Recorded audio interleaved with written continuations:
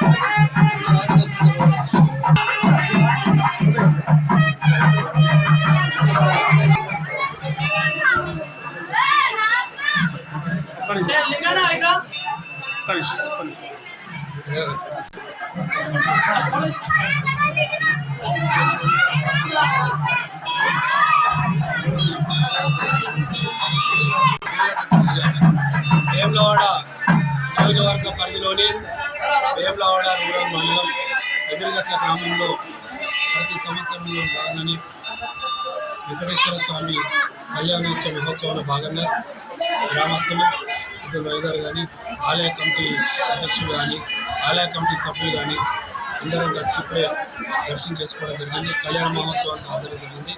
ఈ గ్రామంతో పాటు పరిసర ప్రాంత ప్రజలు కానీ, రైతాంగం కానీ, కార్మికులు, కర్షకులు కానీ అన్ని వర్గాల ప్రజలు సుఖ సంతోషంగా ఉండి ఆ వెంకటేశ్వర స్వామి కృప ఉండి ఆ ఇంట్లో ప్రతి ఇంటిని పాది అందరూ సంతోషంగా గడపాలని, ఆ దేవుని కృప ఉండాలని ఈ సందర్భంగా కోరుకోవడం.